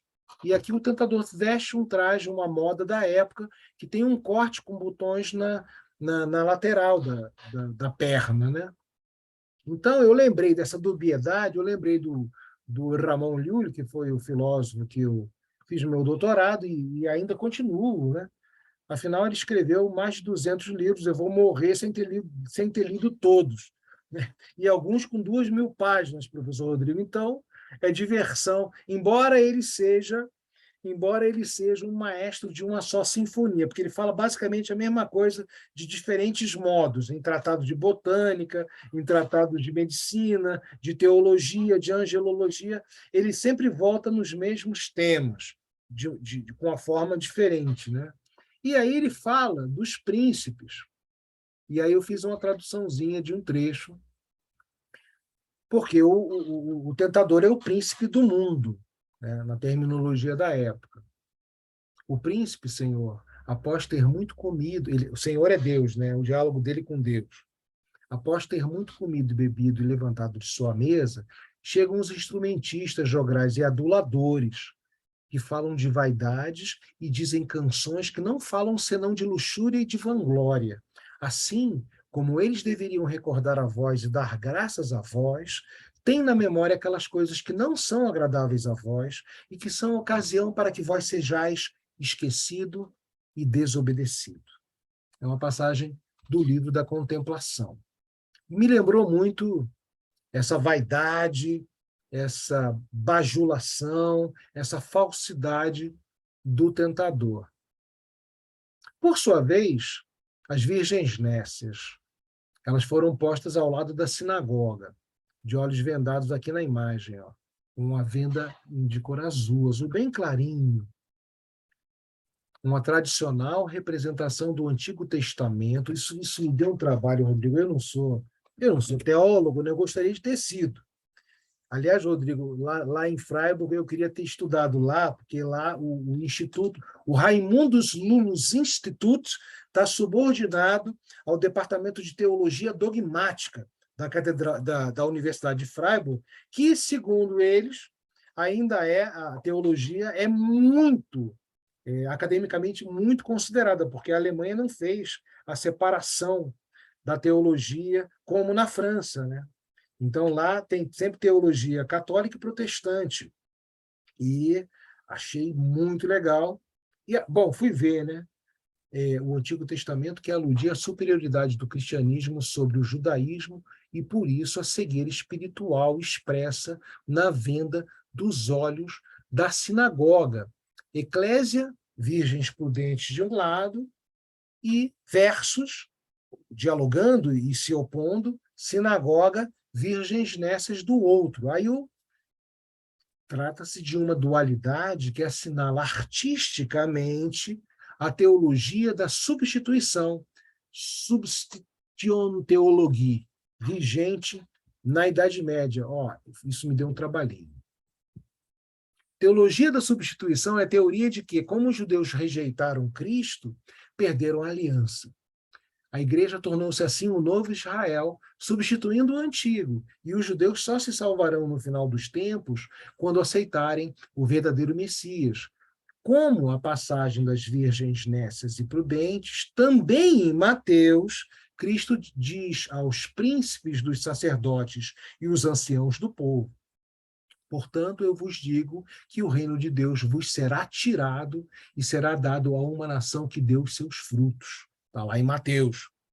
Para o tema, além de indicar uma fonte, minha sugestão para o grupo, para dissertações e futuras teses, citem primeiro fontes e depois bibliografia. Privilegiem fontes. O status sobe, que é uma beleza, tá? O Stairway to Heaven, ele já aparece no horizonte. Fontes. Então, Jacobo de Varazzi, aí a página, O Advento do Senhor, e aí depois uma indicação bibliográfica, Didier Polefeit, que é um especialista no tema. Apareceu um chat aqui. Deixa eu ver. Obrigado. AF, Adriana. Fio condutor para pesquisa acadêmica de qualidade. Então, primeiro, raciocinem em termos de fontes, documentos de época. Tá? E aí procurem especialistas, artigos, livros sobre aquele assunto, mas sempre deixando subordinado à fonte, para vocês terem uma perspectiva mais compreensiva do período do tema que vocês estão estudando. E aí, olha, a primeira Nécia, angustiada, com um corpo sinuoso, inclina seu rosto em sua mão esquerda, ó. Veste uma rica túnica com detalhes vermelhos. Essa aqui da esquerda, está do lado da sinagoga. Aliás, a sinagoga é uma moça muito bonita, né? Tá ali, ó, a sinagoga. A segunda, com a capa verde, é de uma resignação impassível. Aliás, outra sugestão, gente, usar bem os adjetivos, tá? Essa historinha que não pode adjetivar é balela, tá? Eu discuti uma vez com um doutor Viking, que falou que nós não podíamos julgar. Aí eu falei para ele, mas isso aí é um julgamento. Você está dizendo que eu não posso julgar, você está julgando que eu não posso julgar, pô. E, aliás, ele fez uma resenha metendo o pau num livro meu. Falei, olha, se você for levar isso às últimas consequências, você não vai poder nem fazer a resenha falando mal do meu livro. Você tem, aliás, todo o direito, mas você não pode falar que não pode julgar. Isso é uma bobagem, né? Ó, resignação impassível. Hoje, às vezes, as pessoas querem dizer que são isentas. Rodrigo riu e se mexeu, e mexeu o óculos, eu vi ali. Não, são isentas e aí, bom, não dão valor àquela questão que estão da qual estão dissertando, né? Mas parece que é uma falsa isenção. Claro. Porque lá nas entrelinhas está sempre claro. o julgamento, o juízo, está sempre nas entrelinhas. Então é uma coisa dissimulada. Acaba sendo uma coisa dissimulada. Rodrigo, Nelson Rodrigues dizia que até para comprar um picolé você tem que fazer um julgamento. Você tem que escolher, eu quero esse de creme, eu não quero aquele. Pelo amor de Deus, é demais. Olha, eu estou velho, Rodrigo. É demais. Quando o cara finge que não está julgando, mas ele lá no íntimo, claro que ele tá fazendo um julgamento qualquer, porque o próprio raciocínio ele é uma forma de pensamento que você julga o tempo todo, você faz opções, seleções o tempo todo, é impossível, né? Então, assim, é demais. Não, além do que, já que estamos no grupo católico, Rodrigo, se me permite, os mornos serão vomitados. Serão vomitados. Isso aí, quando eu li, eu falei, nossa, que coisa pesada, né? Tem que ficar atento.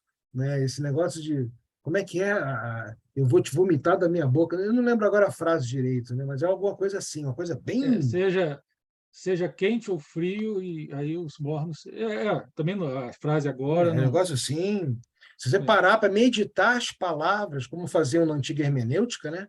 É uma coisa, são expressões muito impactantes, visualmente, mentalmente muito impactantes. Comentaram mais alguma coisa aqui, ó. É muito rápido, eu não tenho mais essa velocidade. O próprio recorte, claro que já é um julgamento, claro. A terceira mais comedida, tensa, tem o rosto cheio de sulcos. Todas elas estão com as suas lamparinas viradas para baixo, que elas não tiveram a prudência de se preparar, né? E quando eu comecei a estudar o tema, eu lembro do aluno que não estudou nada, vai para a prova e pede a cola para o cara que estudou, né? Aí o cara vai estudar, eu vou te dar cola. Vai estudar. E aí a quarta clama aos céus. Nossa, todas elas sofridas, né? Essa aqui, ó, tá olhando. Não, e o contorcionismo dos corpos, né? É muito, é muito significativo, as cores. Aqui à direita é a gramática, gente. A gramática, ela é sempre representada com a moça, com a vara, né? E aqui eu achei uma graça nessa escultura. Olha, aqui ela vai dar uma surra no menino aqui que está com a mão direita erguida. Ó. Deixa eu aumentar aqui a imagem. Não, aqui, ó, peraí. Não. Deixa eu agora de novo. Eu acho que é interessante, enquanto você aumenta aí, que a maior parte dessa. Você falou sobre a expressividade, né, ali olhando para cima. Olha da esquerda assim, ó. Pois é. Ai, meu Deus do Mas céu. eu acho interessante porque são muito bem feitas essas obras, e eu não sei se no caso dessa se sabe o autor, mas na maior parte, na Idade Média, o mestre de obras, o mestre que faz, né, o nome dele, na maior parte, não aparece. E isso também, acredito eu, tem um significado, ou seja, isso é para a glória de Deus, não é para. Não é para vaidade pessoal. Não é para vaidade pessoal, né? Enfim, então essa questão da autoria é uma questão mais tardia, né? Embora suja, começa a pipocar aqui e ali muito esporadicamente, já no românico, mas é raro, realmente é raro. Mas começa a pipocar. Tá? No gótico já aparece mais. Os autores e principalmente os mestres das oficinas aparecem, porque a igreja assinava contratos. O Jorge de Bie estudou isso na história artística da Europa. Mas, assim, é raro, é mais raro, você tá correto. Já chegaram, Rodrigo, a afirmar que isso se deve ao fato de que, na Idade Média, isso é uma corrente interpretativa defendida por uma norte-americana. Se não me falha a memória, Caroline Bain, eu lembrei agora, não sei como, mas lembrei, que o coletivo, o indivíduo estava subjugado à sua família, à sua ordem, à sua corporação de ofícios. Então, o senso coletivo ele era mais forte. Isso é uma corrente. Mas é possível também que essa raridade se deva à pericidade, ao aspecto perecível dos manuscritos, as guerras e catástrofes e tal. Mas é fato, sim, que era menos abundante. Mas eu já cheguei a pesquisar isso, Rodrigo. Olha, isso se opõe, por outro lado, na teologia católica, à individualidade que só você presta contas diante de Deus. Né? No catolicismo, o indivíduo está ali firme e forte. Né? Você não presta contas pelos pecados do seu pai, nem do seu filho, é você. Então, está ali. Agora, eu estive uma vez em Portugal, visitando uma cidade chamada Sernancelli. Sernancelli é a cidade natal do Aquilino Ribeiro, autor português, Aquilino Ribeiro. E aí tinha uma igreja românica lá, muito interessante nessa cidade. E eu estava com era até a diretora da biblioteca municipal dessa cidade, e eu vi do lado de fora, nas pedras do lado de fora, alguns símbolos desenhados, quer dizer, esculpidos, né? Alguns símbolos nas pedras do lado de fora. Eu olhei aqueles símbolos, um ali, outro ali. Aí eu perguntei para ela o que são esses símbolos. Ela, olha, a gente não sabe exatamente, mas é o seguinte: os pedreiros, antigamente, eram analfabetos, a maior parte. Então, eles assinavam do lado de fora, nas pedras, com um símbolo que representava eles. Então, a autoria também estava assim, né, nesse caso. Sim. É como o Nécio que vai com a namorada, aí vai numa obra dessas pública, aí risca lá o bruto, risca o nome, bota um coraçãozinho com a flecha. É isso, é isso. Mas olha, a gramática, Rodrigo, ela vai dar uma surra no aluno que não estudou, né? A criancinha ali, ó. E o outro embaixo, olhando que o amiguinho vai tomar uma surra, pegou o livro correndo para ler, ó. Ele está ali embaixo. Nada, ó, como dizia a minha avó, nada como um cinto com fivela Roberto Carlos, Rodrigo.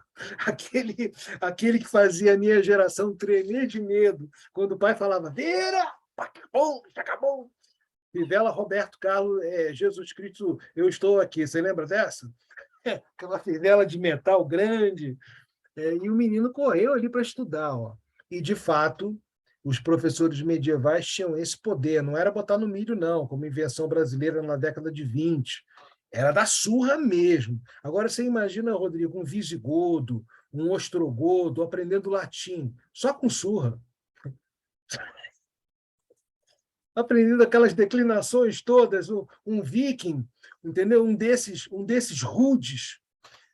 E aí, por isso que a gramática sempre está ali com a vara na mão. Aqui ela já, inclusive, levantou a vara para dar uma cacetadazinha no menino que não estudou, né? Olha, as virgens nécias expressam toda a angústia por seu desenlace. Têm suas lamparinas douradas viradas para baixo, vazias. A riqueza e o colorido policromado de suas vestes aumentam o contraste entre o luxo de seu vestuário material com o sofrimento espiritual expresso em suas posturas corporais. Indico aqui a Jacqueline Jung. Aliás, como tem mulher estudando arte medieval, um negócio impressionante, tá? Impressionante. E aí, do lado esquerdo, os três reis magos, a igreja de azul, Cristo de vermelho e as virgens prudentes. Que colorido, hein? A sequência é temporal católica, que inicia com o anúncio da vinda de Cristo e o advento da igreja ao Cristo em persona até suas prudentes noivas, isto é, a salvação das amorosas almas que se prepararam para o fim dos tempos, a parúzia.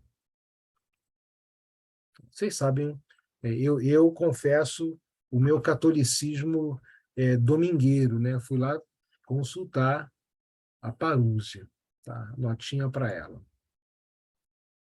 Felizes, ao lado de Cristo, de túnica vermelha, as suaves inclinações de seus corpos e o modo elegante como exibem suas túnicas coloridas traduzem sua confiança, sua felicidade, sua glória.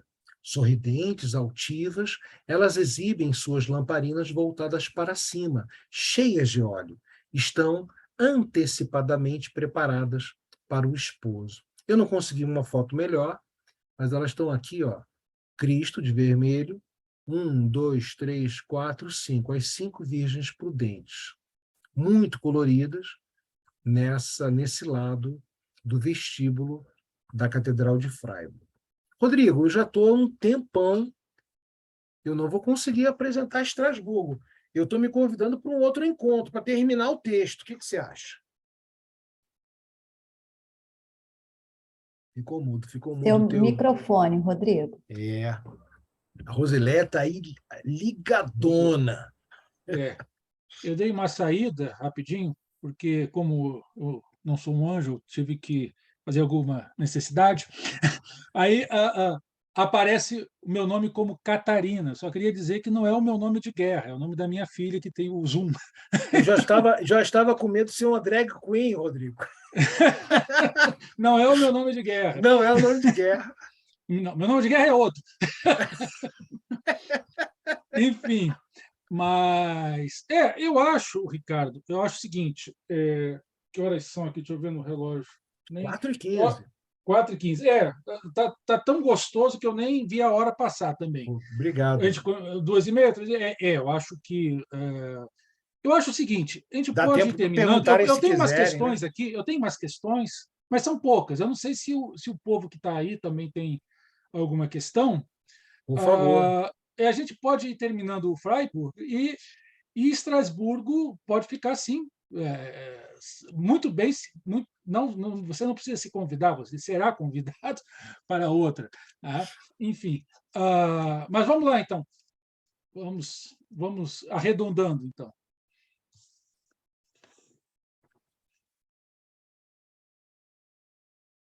Alguém gostaria de Bom, fazer? você termina aqui, Ricardo. Eu queria só dizer uma coisa. Mostra novamente O aquelas três. Celeide levantou a mão aqui, Rodrigo. Ah, tá, Celeide. Então, vamos mudar. A gente vai ser cavalheiro, então, primeiro as damas. Celeide, por favor.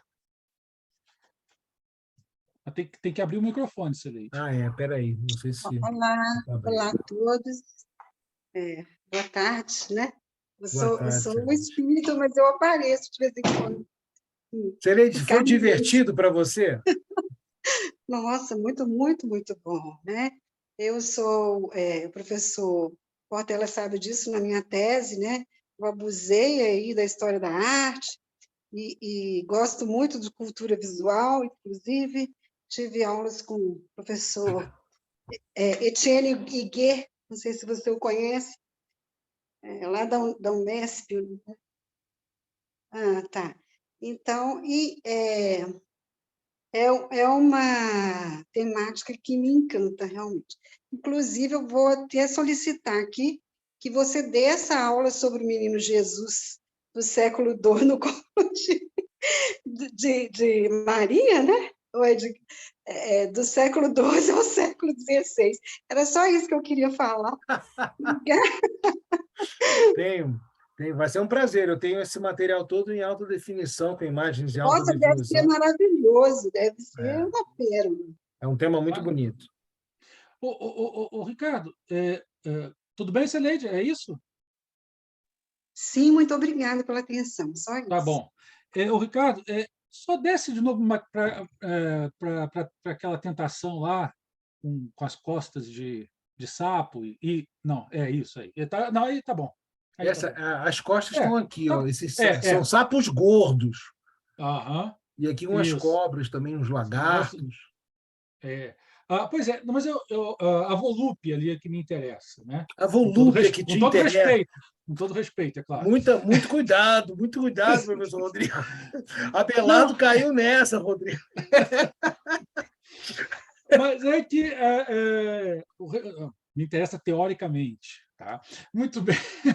A questão é a seguinte: eu noto que hoje em dia as artes religiosas elas são muito mais pudicas, digamos assim, ou muito mais moralistas, se a gente quiser usar esse termo, do que a arte medieval, Sim. onde você coloca.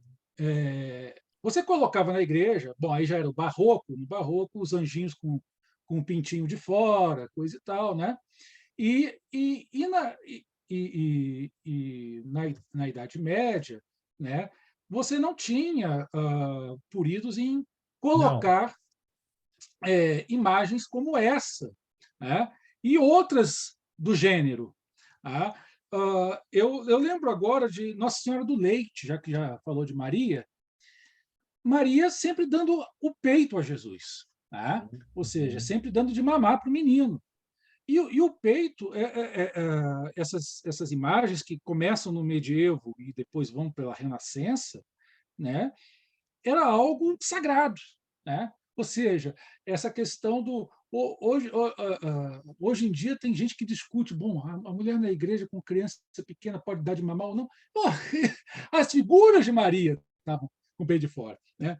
E outras coisas, por exemplo, eu lembro em Portugal, na Catedral da Guarda e também na Catedral de Caminha, que são cidades fronteiriças com a Espanha, né? Guarda, logo depois é a Espanha, e Caminha lá para o norte, logo depois também é a Galícia. É famosa, por exemplo, o cu da Guarda. né? Me perdoem a expressão, mas o que é o cu da guarda? Depois pesquise, ou o cu de caminha. Né? O cu de caminha não é o cu do Pero Vaz de Caminha, não confunda uma coisa com a outra. Mas você tem aqueles, como é que chama, aqueles meio diabinhos que ficam em cima? Íncubos e súcubos. Isso, íncubos e súcubos, mas tem. Não, mas que era onde ia a água. Eles ficavam em cima da igreja. As gárgulas. Gárgulas, isso, gárgulas. Hum. As gárgulas. Então, são duas gárgulas, onde escoa a água, né, pelo cano, e que são duas gárgulas com a bunda de fora e com, desculpa o termo, um cu enorme, onde a água. E é virado para a Espanha. Ou seja. E Freiburg tem também. Também tem. Então, virado para a Espanha, tanto um como o outro, ou seja, dizendo assim, olha, para vocês é isso nas guerras, né? Enfim, então não havia esses purismos, não havia esse moralismo, essa coisa. O corpo também era colocado nessa questão do religioso, né? Sim. Eu quero mostrar aqui essa da moça. Não vou achar agora. Sempre que eu quero achar, não vou achar. Em Freiburg tem uma moça dessas, com um bumbum virado para a rua, mas ela está com o rosto olhando para trás, rindo, dando um risinho assim maroto, né? E com as duas mãos abrindo o bumbum. Isso. E o mais curioso que eu achei, eu ia todo domingo a essa catedral de Freiburg quando eu estudei lá. Mas não lá. por causa dessa imagem. Não, mas eu ia porque, bom, foi a primeira vez que eu vi uma catedral medieval, né? Foi um negócio assim, para mim foi uma coisa muito marcante. E aí, um dia eu estava ali admirando essas estátuas, essa entrada, eu olhei assim, do lado, né, tinha um monte de japoneses tirando fotos, né? Rindo, estava chovendo, né? Chovendo forte, estava com um grupo enorme, né? Eles sempre andam 30, 40. Aí eu falei, vou lá ver, né? Fui de guarda-chuva. E era essa moça, ela ficava em cima da arquivolta, na entrada do transepto, e aí os escultores e os pedreiros e tal, o engenheiro, para escoar a água da chuva, a canaleta dava diretamente no ânus da moça, de modo que quando chovia fazia uma cachoeirinha, né? E olha só que coisa original. A entrada, o portão do transepto, onde ficava essa senhora sorridente com a nádega enorme em cima, era a história da expulsão de Adão e Eva do paraíso. De modo que o cara pensou assim como nós defecamos, né? Mas aí era uma água mesmo.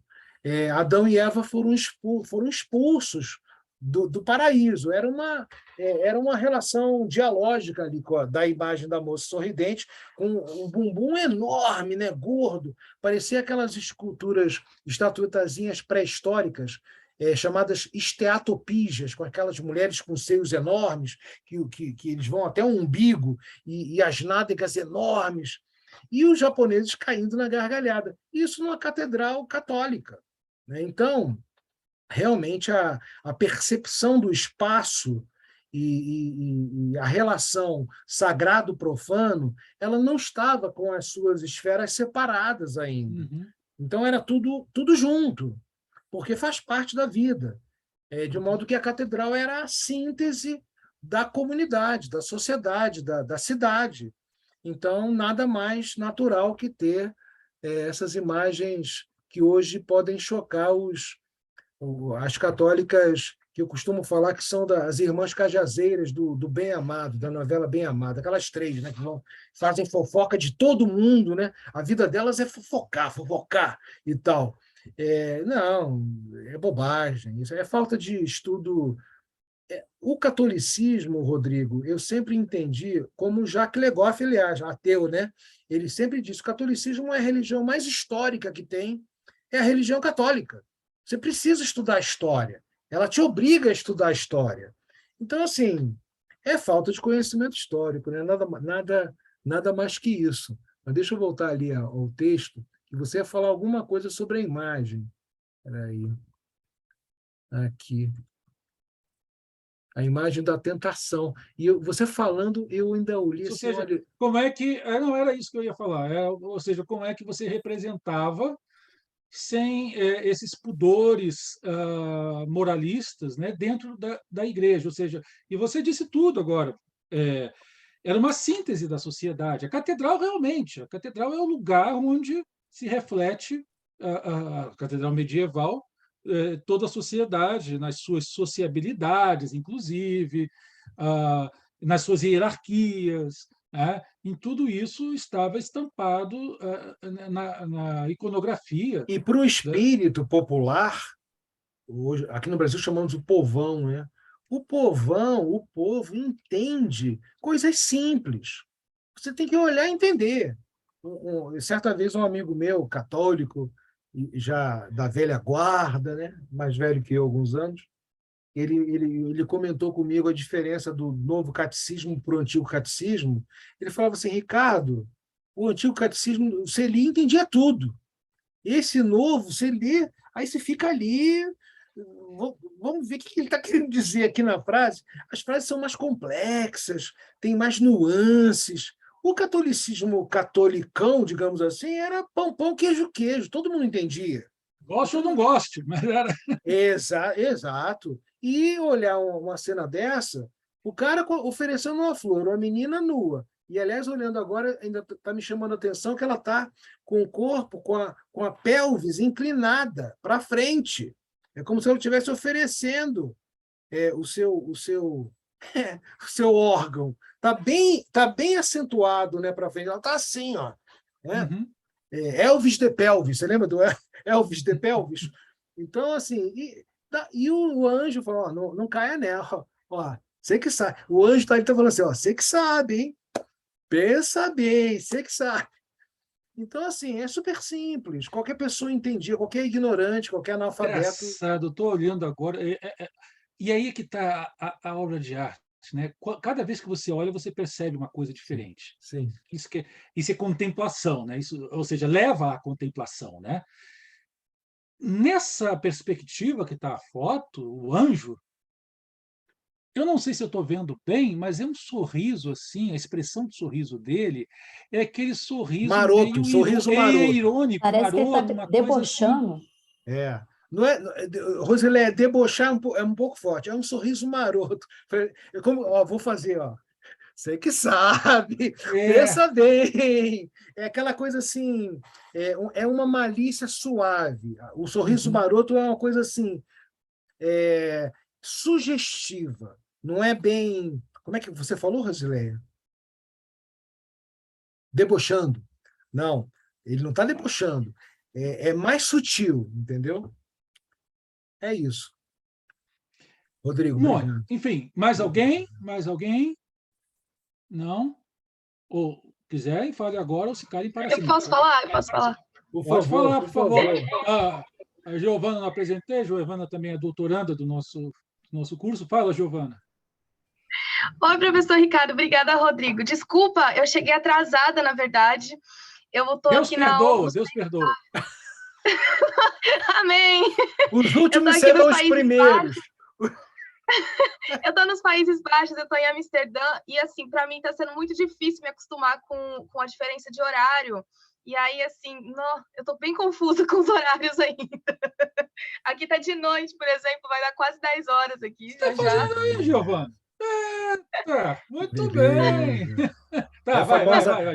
Giovana, é a famosa inveja branca. Eu sou politicamente incorreto, né? É a famosa inveja branca que eu estou sentindo agora. Mas olha só, uma coisa que eu fiquei pensando, e que você acabou de falar, na verdade, professor Ricardo, é sobre essa função pedagógica de todas essas representações, né?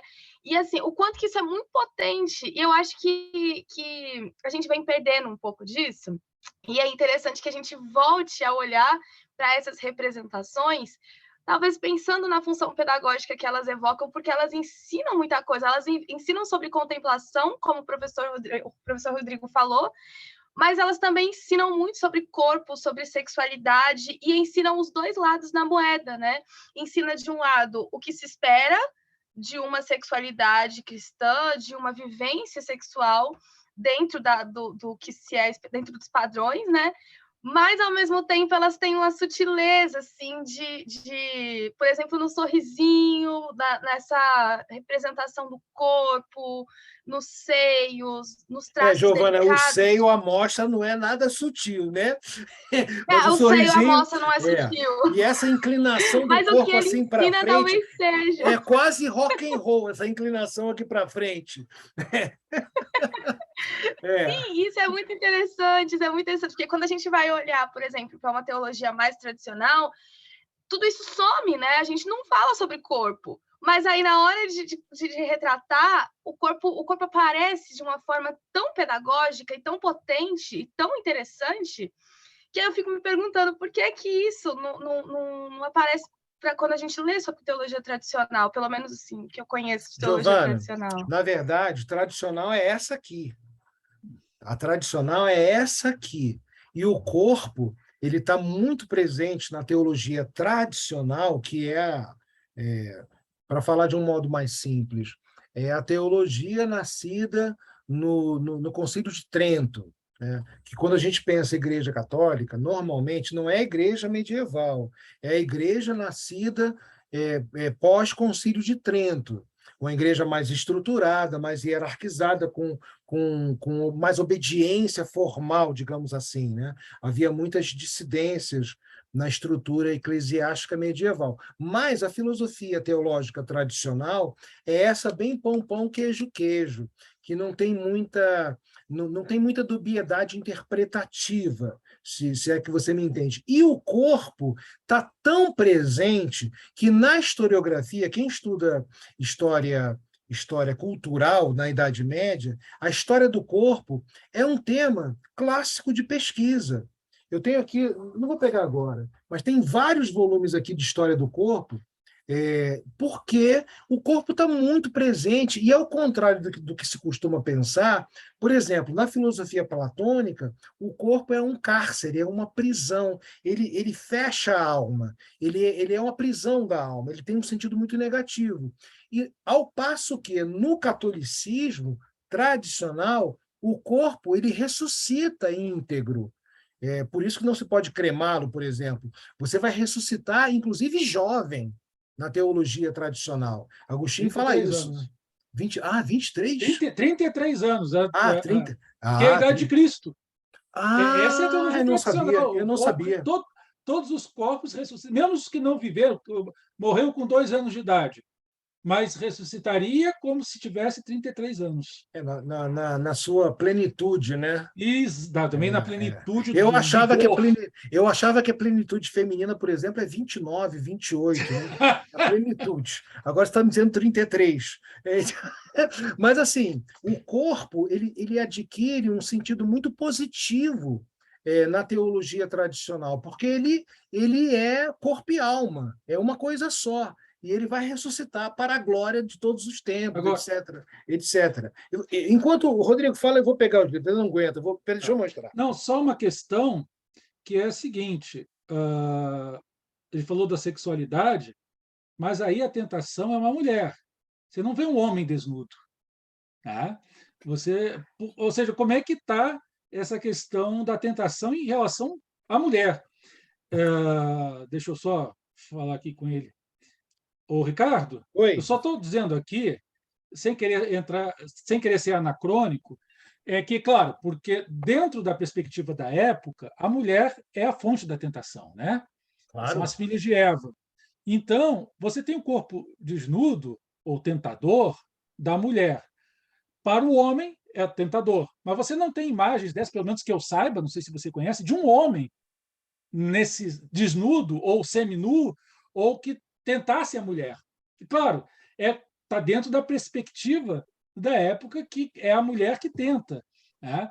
Então o homem não tem. Claro, Rodrigo, é a mulher que oferece a maçã, Rodrigo. Pois é, claro. Não é a mão que oferece a maçã, é a mulher.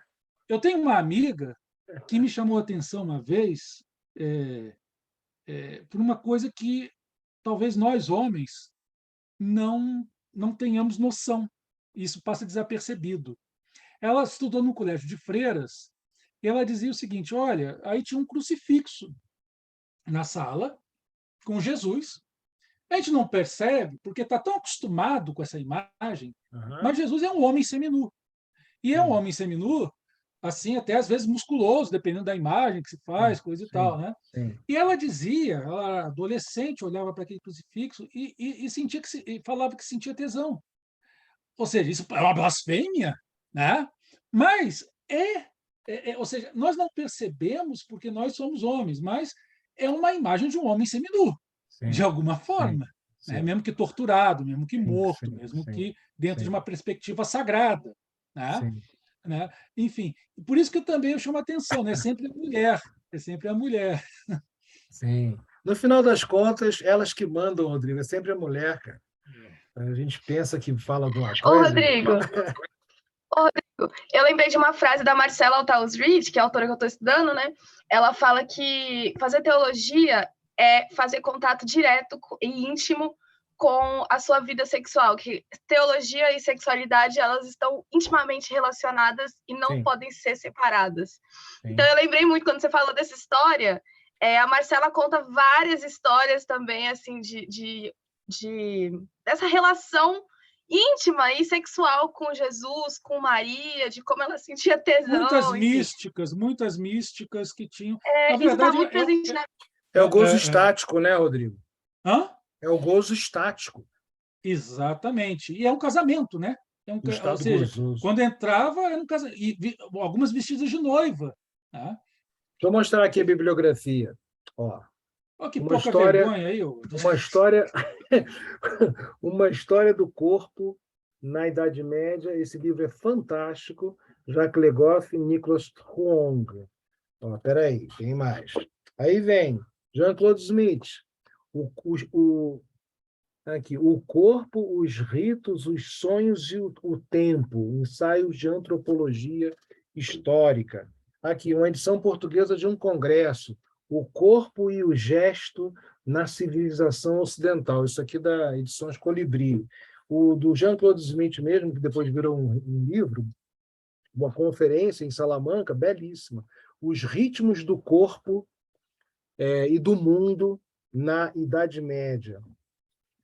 E, por fim, eu acabei orientando um mestrando nas artes. Matheus Coraço da Silva lançou um livro lindíssimo, A Estética do Corpo na Arte Ocidental. Né? E, enfim, é um tema de pesquisa muito badalado. O corpo no cristianismo, no catolicismo medieval e as expressões corpóreas na estética, na história da arte. Isso é um tema muito importante. Tá? Cortou aqui o seu microfone, Rodrigo. Está cortado o seu microfone, Rodrigo. Muito bem, alguém mais? Alguém mais algum comentário? Do Jacques Le Goff, o É, primeiro livro. é. Uma Faz o história seguinte, do corpo na Idade Média. Espera aí, deixa eu mostrar aqui tá. novamente. Ó. Uma história do corpo na Idade Média. É muito interessante, desfaz um monte de fantasias bobas do senso comum e é muito divertido. Estudar a história do corpo na arte é uma coisa sensacional. E na teologia, gente, poxa, tem muitas histórias sobre corpos, né? Na Bíblia. Nossa, são infindáveis. Uhum. Sansão e Dalila. Lembrei agora da Dalila, Rodrigo. Você falou em tentação, eu lembrei da Dalila. Cortou os cachos lá de Sansão. Enfim, tem muita história interessante. Aliás, a Bíblia, o Antigo Testamento, estou falando? Ah, tá. Pensei que estava mudo. Ah, tá falando. O Antigo Testamento tem páginas de erotismo, assim, Tem, de coisas assim, tem. muito que é de fazer corar as beatas mais, mais devotas. Tá? Fora um livro que é todo dedicado a isso, que é o Cântico dos Cânticos. Sim. Tá? E, aliás, a mais famosa interpretação é de São Bernardo. A interpretação dele do Cântico dos Cânticos é uma obra que tem ali muito pano para manga para fazer muitos trabalhos muito bonitos sobre o Cântico dos Cânticos. É isso. Bom, olha, professor Ricardo, a Catedral de Estrasburgo vai ficar, então, para outra oportunidade. Já estou vendo que é linda, maravilhosa. É lindo. Aliás, são coisas É um fenomenais colosso. aí. É um colosso. Ô, Giovana, já que você está por aí, aproveita aí, faz umas visitinhas dessa. Eu já guardei os nomes aqui, já vi quanto tempo que é daqui de onde eu estou. Se você puder, em Freiburg, é em Freiburg, né, que tem essas esculturas. Deixa eu só confirmar aqui. Olha aqui, olha aqui, aqui dá para ver muito melhor os sapos, ó, subindo nas costas do tentador. Esse é Estrasburgo. Essa é Estrasburgo. E aqui a Virgem Inércia está assanhadinha ali, rindo para ele ali, ó, oferecidinha, né? E as outras estão tristes. Agora, essas esculturas de Estrasburgo são consideradas as mais belas representações femininas da Idade Média. E eu vamos marcar para uma outra. Sim, Aqui, ó. sim. Esse Sim. museu, se a Giovana puder visitar, em Estrasburgo, esse museu tem essas esculturas originais. É muito bonito, vale muito a pena visitar. O Museu de Estrasburgo. Olha, o tentador ali também é mais ainda insinuante, né? E olha como é que a moça está. Ela levanta até o vestido ali, Rodrigo, tá vendo? Olha só. Está levantando. Que coisa. Vamos conversar. Fica aqui, então, para um próximo encontro, gente. Se vocês quiserem, estou à disposição. Não, claro. Foi muito bom, foi muito bom. Eu queria agradecer a você, professor Ricardo. Professor Ricardo da Costa tem muitas atividades e nos cedeu esse tempo generosamente para o nosso grupo de estudos. É uma coisa nova para a gente. Geralmente nós discutimos questões mais teóricas, mas não essa questão da arte. A arte é uma questão que também discutimos, evidentemente, as questões teóricas em relação à arte, mas é algo que às vezes passa um pouco batido nas discussões sobre catolicismo na academia, principalmente, na academia, né? E é sempre bom a gente ter conosco, e tão perto de nós, inclusive, uma pessoa que é uma referência nessa questão do estudo da arte religiosa, da arte em geral, mas de forma mais específica da arte religiosa e da arte católica, enfim. E nós agradecemos muito o partilhar do teu conhecimento, o Ricardo. Você será muito bem-vindo uma próxima vez para Estrasburgo ou para outra catedral. E também agradeço a todas as pessoas que participaram aqui, já algumas já foram embora, as que puderam estar presentes do grupo do NEC, e também a todos que vão ver depois esse vídeo no YouTube, né, que foi gravado, e quando estiver no YouTube, o Ricardo, você nos avisa. Eu aviso. Tá bom? Olha, muito obrigado, um grande abraço, tudo de bom. Tchau, tchau, gente. A gente se vê aí pelos caminhos da vida. Muito obrigado, Rodrigo. Muito obrigado, gente. Tchau, tchau. Beleza.